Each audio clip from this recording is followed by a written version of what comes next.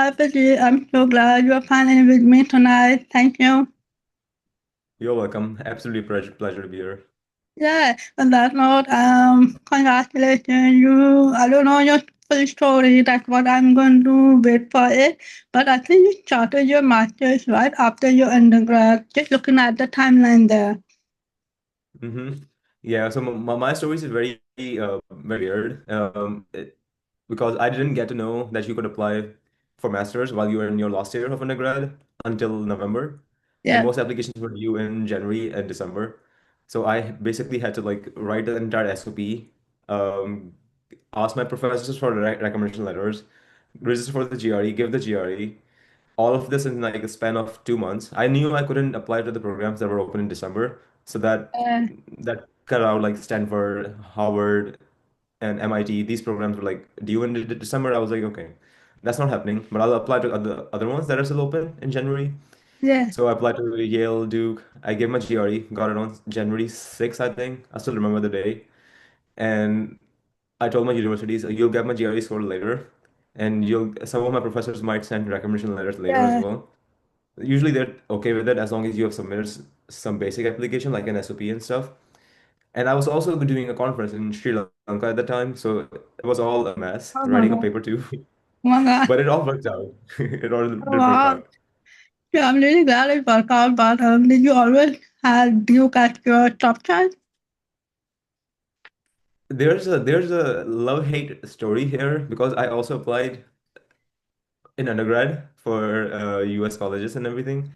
My undergrad profile wasn't good. I mean, my high school profile wasn't as good. Yeah. And I wasn't coming from an institution like from a school. I had self-studied completely. So I didn't have any sort of connections or people who could vouch for me, like recommendation letters. So the very first rejection I got in undergrad was from Duke. So Oh, I thought for masters, it was the very first acceptance I also got that was from Duke. So well it played, felt, well played. yeah, it felt like an arc. And I was like, okay, Duke seems very good. And the prime reason Duke wasn't at the top of my list. It Yeah. was Yale. Yale was at the top of my list, and I did get into Yale. But the reason I ended up going to Duke is the faculty. I really enjoy a couple of faculty people here, like Professor Timo Karan and um, Edmund Malesky. There's very good Yeah. faculty here, and I felt like my research interests are more aligned with theirs as compared to the program in Yale, which was also just 1 year long, and I wanted something Uh, longer, 2 years the one maybe, so year, that I and could. you are on a 2 year program. Okay. Yeah. Yeah, because I mean it's better because if you want to do research, Yeah. you get more time to do it in 2 years compared to 1 year. It just goes by, you don't even know. Yeah. So yeah, Oh, I'm that's so how it went. glad. Yeah. I think you played well. You rejected me here. I'm back now. Yeah, and it Yeah. worked out. I got the very first acceptance I had that was from Yeah, Duke. I'm really glad. I think I'm just looking at your new journey. How are you liking it? You're in political economics. Help me out here. Yes, it's analytical political economy. I like Oh, to spin it okay. out fully because the analytical part it does a lot of weight as well. We Yeah. do a lot of programming and coding because political economy in general is not too mathematical. It's supposed to be very reading based, reading focused.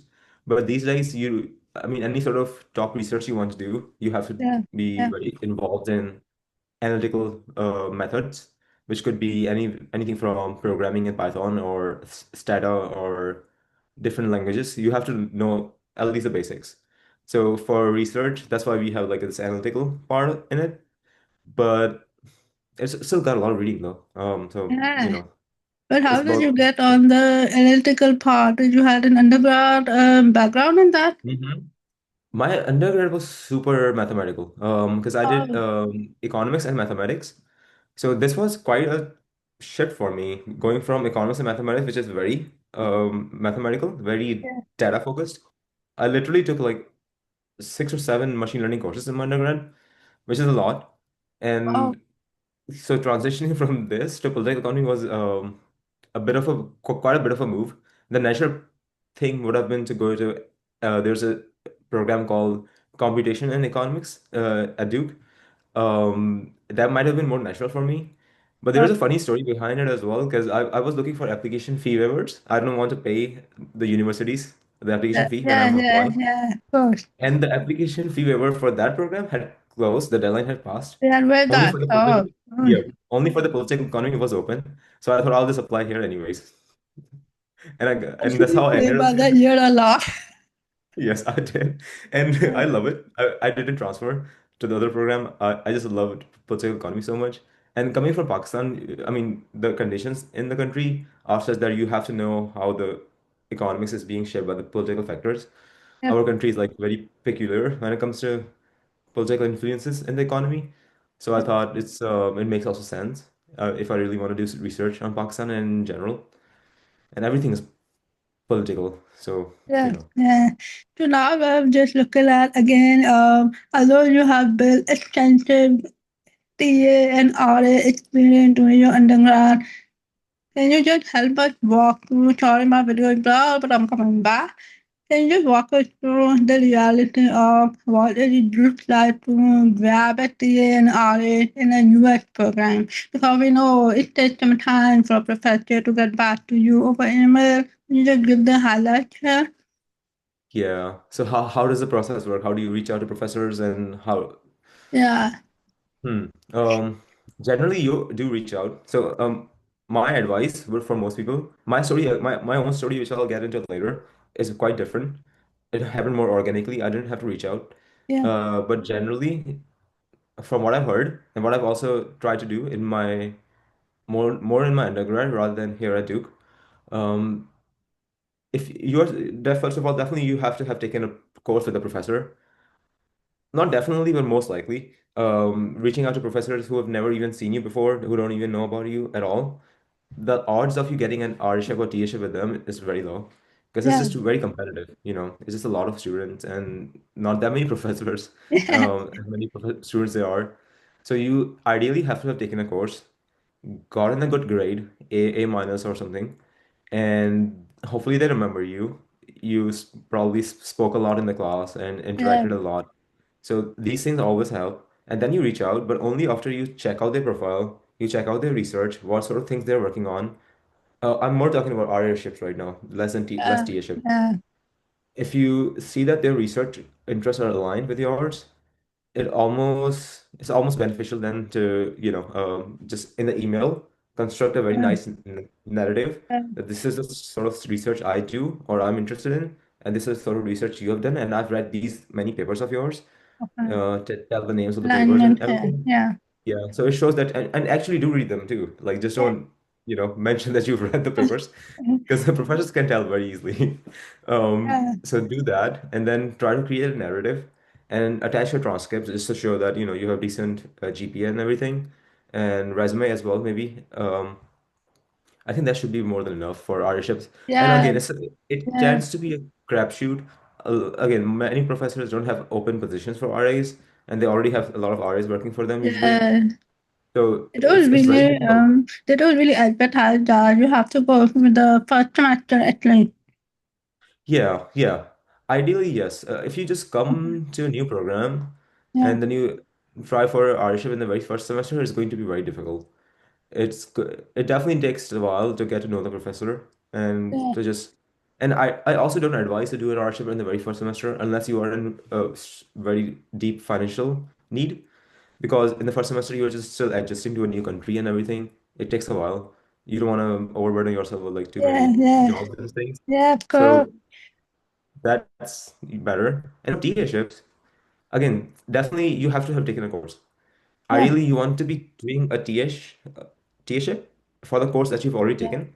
So, for instance, from my journey, there's this Professor Song. He taught data science in the first semester, and although I had a lot of machine learning experience and a lot of data science experience, I couldn't just go to him and say, I want to TA this course, because I already have a lot of experience. So yeah, I took the course first, and then he asked me if I want to be a TA for him. I couldn't because I was doing an R-ship, and you are supposed to work 20 hours maximum per week, and my professor wanted me to work all 20 with him. So I couldn't do a TA with him, but you have to take a course with him, this professor, get a good grade. You cannot expect to be a TA for a course by getting a yeah, C or something. So you have to have a good grade.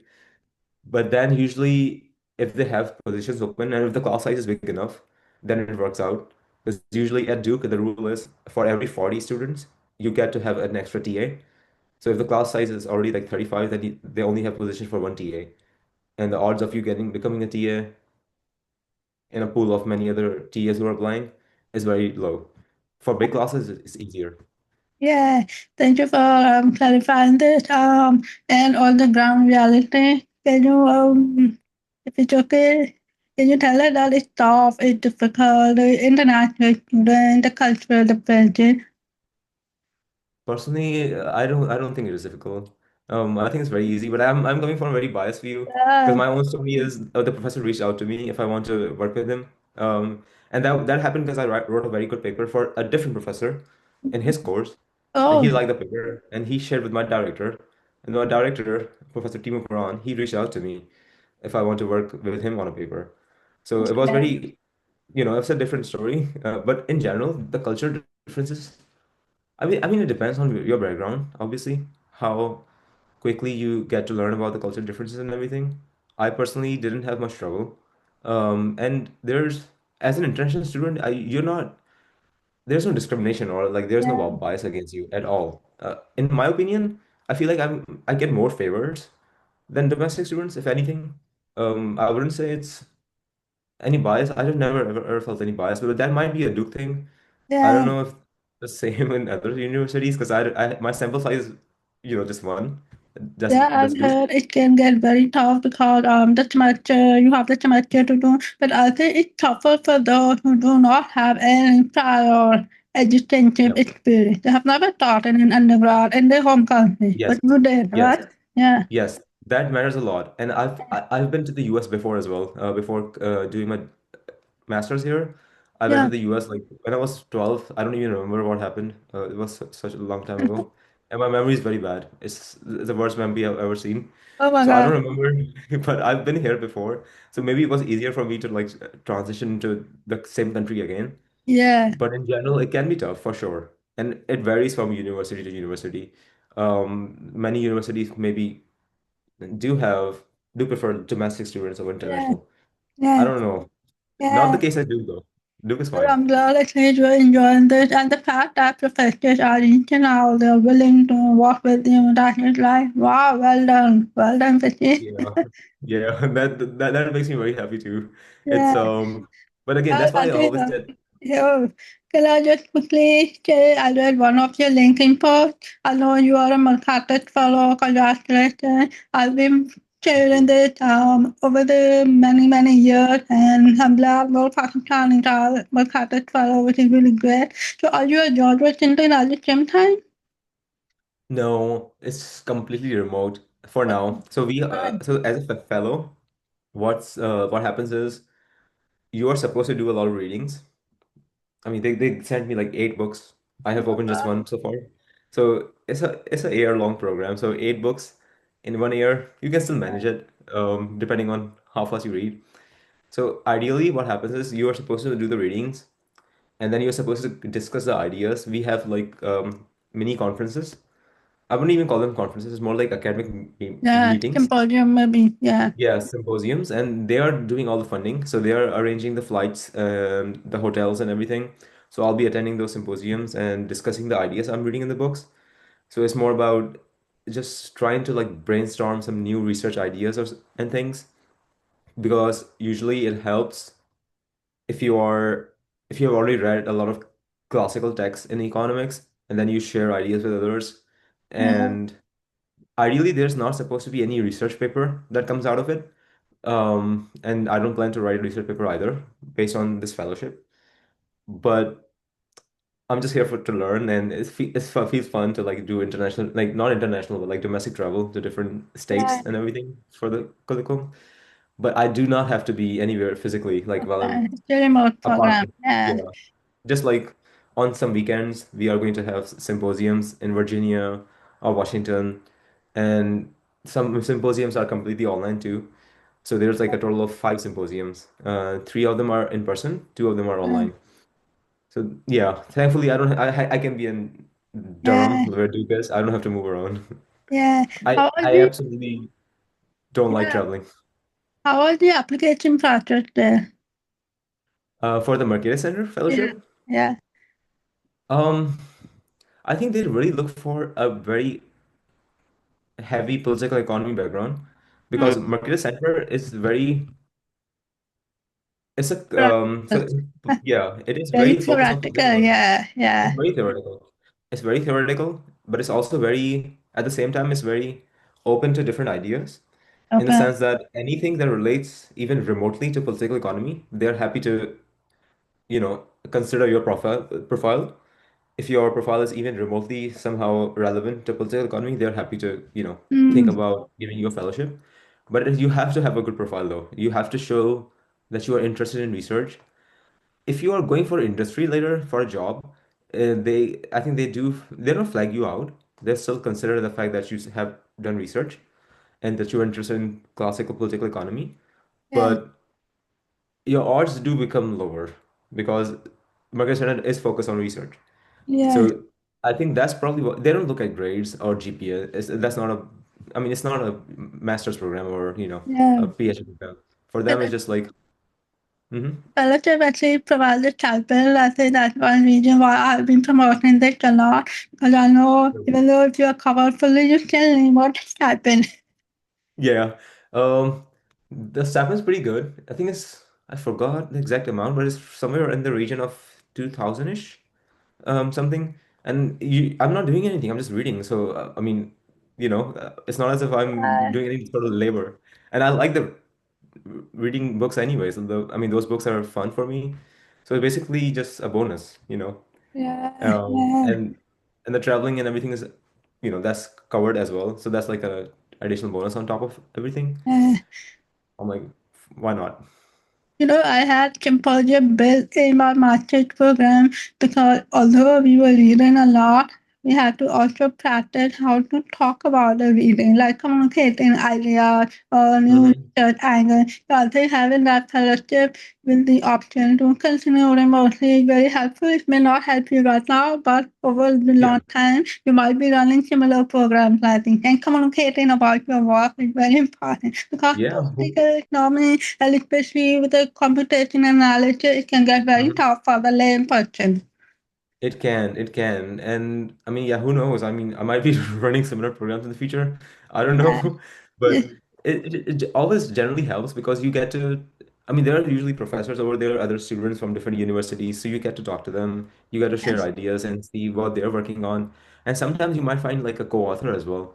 Because, if I do a PhD later, I might remember that this guy or this girl, she was working Yeah. or he was working on some other project, and that sounds similar to my project, and our professor also connects us, or we just connect with each other and we start Yes. working on this, similar project. So things happen. I when I go into like symposiums and things, I don't have high expectations because I don't want to get disappointed, but at the Just same time, enjoy. yeah, I just go for enjoyment. But if something happens, comes out of it, then I mean, more Yeah. than happy to go along. I think you have this open-mindedness, and actually a lot of this open-mindedness. I don't know if anyone has told you, but your LinkedIn post, one post that really caught my attention was, I'm just reading out. You often Hmm. dispel the notion that merit per se isn't enough to open doors, and that Hmm. networking does. And then on the other hand, you also said that sometimes your resume is enough. What happened Yeah. there? Um. Okay. So before I properly answer this, I have to clarify some background. I absolutely despise networking. I don't like networking. The entire notion of networking, Oh, I hate yeah. it. Personally, I don't like it. But I do admit that sometimes you have to do it because I mean, eh, right now these days things are very competitive. So if you know somebody who knows somebody, or if you just know the HR person or somebody at a particular company directly, then you can almost always get an edge over somebody else who doesn't have that Yeah. sort of networking, the connections. So networking definitely can help for sure. But at the same time, the reason, I mean, I do also say that sometimes you don't need it is because ideally for me, I want to be applying to organizations which don't care about that much about networking, your connections, which just hire you for your merit. And that's why I worked for the company I worked for in the summer, self-help. they didn't bother. I mean, I didn't know I any didn't know. in the Yeah, yeah, no connections, nothing at all. I just sent them a resume. I wrote a good application because this was my first nonprofit experience. So I was very keen on, I was hopeful that I will join them, but I didn't know anyone at all. And yeah, so the odds of me getting into it, I probably would have been lower. But then again, they just looked at my resume. They thought it's interesting. They thought the experiences are relevant, and they grilled me for 2 hours. The interview was 2 hours long. They tried oh, to see why a guy from political economy is applying to a credit union. But then I explained my story and why I'm interested. So that happened. If I had done networking, maybe that wasn't the case. Maybe my interview would have been shorter. I don't know. But in general, yeah, for me, the approach is if you don't like networking, which I don't, and the reason is I find it to be very materialistic. Like yeah, you're not going to be reaching out to a person without if you're reaching out to a person just because you want something at the end of it, that feels very like you're awkward. using them. I don't know. Yeah, I I just I feel icky thinking of doing networking. So I just don't do it. And that's why I'm going for academia, because academia is way more merit based compared to yeah, industry. yeah, And your application is judged on your research and your recommendation letters, which does involve a little bit of networking. I mean, if your professor is very popular or well known, then you get an edge. But that's not strictly networking though. So yeah, yeah, you're not reaching out to professors and trying to compliment them. I love your research. And no professor, they're going to ignore your email. They're not even going to bother. So my advice would be, if you don't like networking, apply to smaller firms.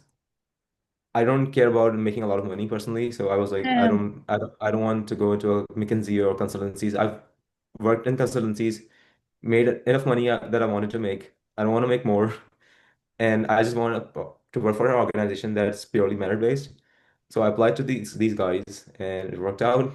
So my advice definitely. would be, if you don't like networking, apply to organizations which are more merit based, where people have got into without connections or Yeah, I networking get and your everything. point. Well, thank you very much. I think then you did a very brilliant job here because if you don't like networking, you have put networking down on Yeah. your resume. Hey, I have network at some point in my life to be able to be here Yeah. with you. To credit Yeah. union and non-profit. What's that about?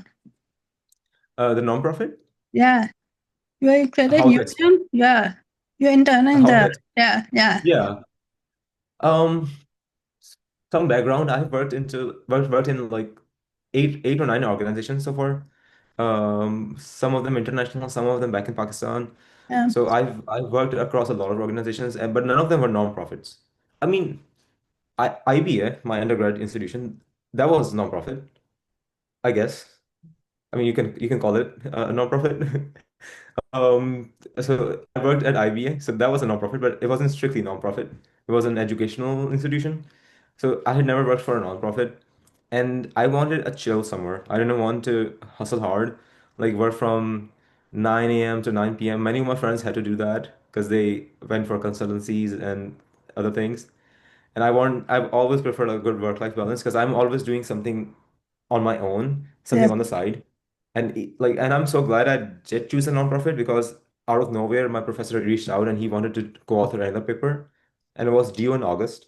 So if I was working for a consultancy where I would be working from 9 a.m. to 9 p.m., I wouldn't have the time to do the research paper at all. So it worked out for me.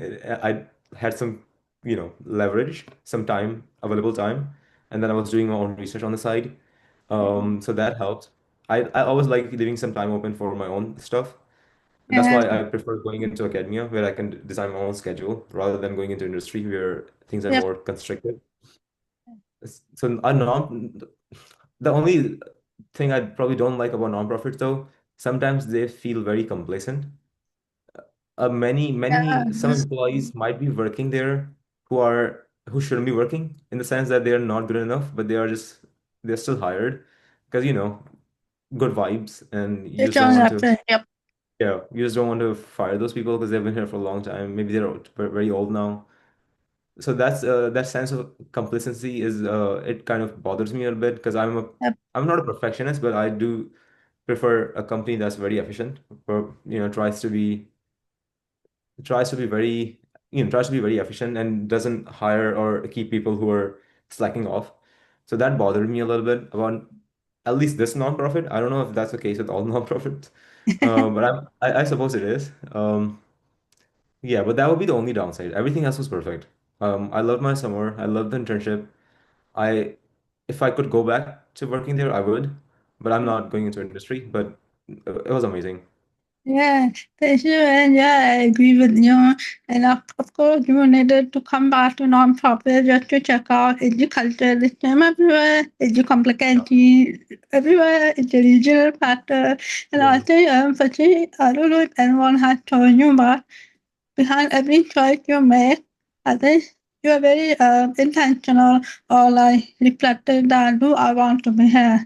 I think that is Yeah. your takeaway. That's my takeaway from this chat with you Yeah. today.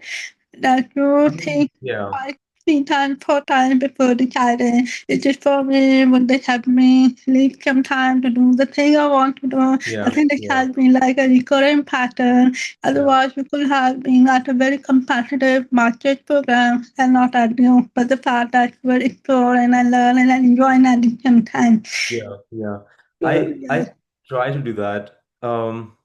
There's a downside to it as well because I overthink sometimes. So there's like analysis Oh, paralysis yeah. paralysis as well because Biology, I analogy, yeah. sometimes I'm overthinking a little bit, but usually it helps because I know what sort of lifestyle I want, what sort of things I can imagine myself doing. So I don't want to take any opportunity that makes me deviate from the lifestyle. My dad's a philosopher as well, like he's a professor. So I've seen how life in academia feels like. His schedule's like super chill. He Yeah. works on his own things. He Yeah. watches movies all day, which is something I don't agree with. Like, but he has a lot of free time. He has his Oh, own things going on. His students love him. So I feel like creating some value in other people's lives. That's the sort of things I want to do, while not being overwhelmed by too many yeah. things here and Yeah. there, while also having a good work-life balance. So any sort of lifestyle that deviates from it, any opportunity that doesn't let me achieve that sort of lifestyle, I'm like I'd rather not take it, even if it pays well, even if Yeah. it seems very lucrative. Not for me. Yeah. Just a final impression. Thank you so much. It has been very, very enjoyable for me. So when you kind of look back at your life, what comes up? Like, could anything have been better, or this is what I needed to be in? Hmm.